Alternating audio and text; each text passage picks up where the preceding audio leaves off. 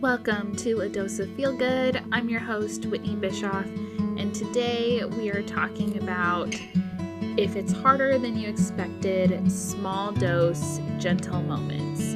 You can see full show notes at doseoffeelgood.my.canva.site. Now let's dive into today's episode.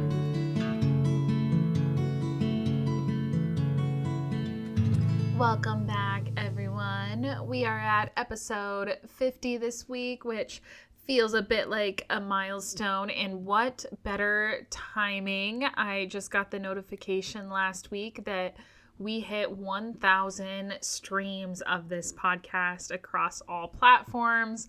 We are actually almost to 1,100. This week was a good one. So great timing to be at episode 50, and we are quickly approaching almost our 1-year anniversary. So throughout the month of May, we're going to be doing a ton of fun things, so stay tuned to that.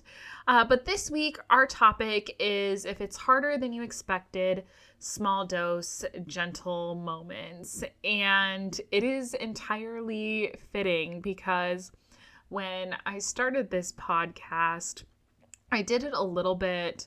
I was naive. I thought it would really just start going full steam ahead. And it's definitely been a healing journey for me. And there's so much more that I would love to do with it. So many more people that I want to impact. But it's definitely been more difficult, I think, than maybe when I started it. I thought it was just something that I would have fun and do on the side. But the more people that I listen to that are impacted by just the thoughts that I have in my head, which is so wild to me, there's more that I want to do with it. And so I think it's really fitting for this to be our topic this week. So if it is harder, whatever goals you have at this moment in time, if it's harder to get there than you expected, you're not in it alone. But give yourself that small dose this week. And I hope this gives you a moment for some of those more gentle moments. And why is this important? I think it starts with giving ourselves the permission to have the power of perseverance when it feels really difficult, but then also that recognition of the consistency of doing the things that we have to do to reach those goals, even when it's really difficult. Because I think oftentimes we look for that external recognition of the things that we're working towards. And there's so many little things that we have to do to reach those goals that oftentimes people don't see. We just have to do them to get there. And we have to remember that we're the only ones who are always going to be available to show up for ourselves. And what I mean by that is that we can want other people to show up for us, to help, to offer that support. But at the end of the day, while it's great to have that support, we are the only ones who can give that to ourselves. We are the only ones who will always be able to show up. And so I think in context, we owe it to ourselves to put in that work and push even when it's most difficult. Because what I've found is when we get to that end goal, it is so freeing and celebratory, and it is worth it time and time again. It's really difficult when we are in that moment of, oh, this is way more difficult than I ever thought that it was going to be. But we prove to ourselves what is possible when we stick it out, when we choose to show up over and over again. But that push in the midst, without acknowledging the direct ties to our end goal, can make us feel a little crazy. It can make us feel a little overwhelmed. And I know I find myself in this space where just questioning, like, what is the point of doing this time and time again without being able to see like those direct results? I think of it often of like, we want it to be this straight, solid, bold line from the work that we're putting in to be able to see those outcomes. And in reality, it's not. It's a lot messier. I wouldn't even just call it a dotted line. It's a squiggly, broken, up and down line from the work that we're putting on to that end goal. And so I think it's really important that when it is a lot harder than we ever expected it to be, to remind ourselves of why we do these things. Why did we set these goals to begin with? Why do we engage in things, whether that's professionally, whether that's personally? But the more that we remind ourselves of our why, it makes kind of going through those hard spots to get to those end goals a lot more manageable. And it gives ourselves the opportunity to appreciate the gentle moments along the way, and bask in our greatness. Those gentle moments allow us to know that we are doing really great things, even if we can't quite see how it connects to that ultimate goal that we're reaching towards. We can bask in our greatness along the way, and we should be doing that. And knowing that when we reach that dream, because we will, we're going to acknowledge and put out into the universe that we're already that thing that we're working towards.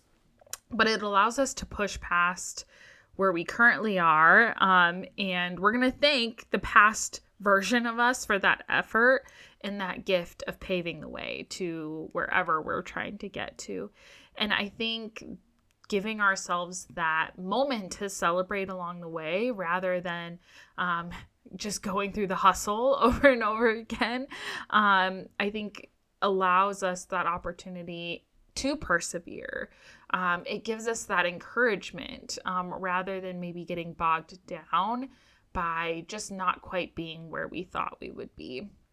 And I mean, I am definitely this person in everything that I do, whether it's this podcast, whether it's maybe events that I've hosted. I love putting on events for people, whether it's in my professional work, everything that I do, I have this underlying notion that I just want to expand the impact that I have on people, and that they feel like their life is changed in whatever way they need that to be in that moment. And I oftentimes question, like, I get so bogged down in the day-to-day that I find myself questioning so often, like, this is so much more difficult when I just want to connect with people and I just want them to feel valued and heard and seen, and to learn from the things that I've had to go through and experience, and not have to, learn the hard way, if you will.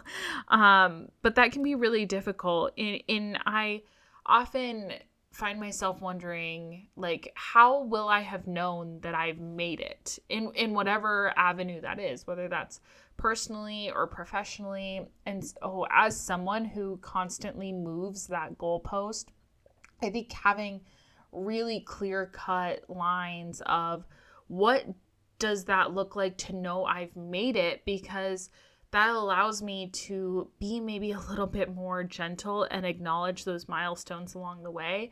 But also, we need to celebrate when we know we've made it, whatever that made it moment looks like. And I also tell folks all the time, and I find myself maybe not believing it as much. So this is my encouragement to believe this a little bit more, that in whatever we do, if we're impacting even one person, that's a win. We want that reach to be a lot further. But when we impact one person and make space for even one person, that's a huge win. And I think sometimes as humans, we may not see that impact, but we know it still happens. And that's still a win. Those are still gentle moments to acknowledge and give space for. And when we give space to put in the work while also being gentle, it allows the universe to provide for that in between. And I think that's a really beautiful space to be in, that we know we can't just sit back and think that everything is going to magically appear. That's just not the reality. We have to put that work in. But also at the same time, there's also this just magic that sometimes things do work out in our favor. And we're going to let that happen. So being gentle enough with ourselves that we're not going to get to the point of exhaustion or have unrealistic expectations of where we're going. And so I think that's why it's really important to know, how do we know when we've made it, and have a really great definition for that. And I think the impact of that is to allow ourselves to have these big hopes and dreams and passions and to follow those, but also really giving ourselves space that we don't have to continue to give and give and give and question, what is the point, right? We don't want to get to that point of just trying to understand, like, why am I continuing to give in this space when we might not be able to see everything that's reciprocated back. And we may never know how our kindness, our effort, the work, or even our presence lands with people. We may never know that. But I think knowing and understanding that that hard road that we're walking on, it isn't for nothing. That there are people who are experiencing the gift of us and what we bring to the table just from being in witnessing that hard work that we're putting in. And that's not to go unnoticed. And so I think we need to start recognizing and giving ourselves credit for the journey with the same amount of enthusiasm that we give when we reach that destination.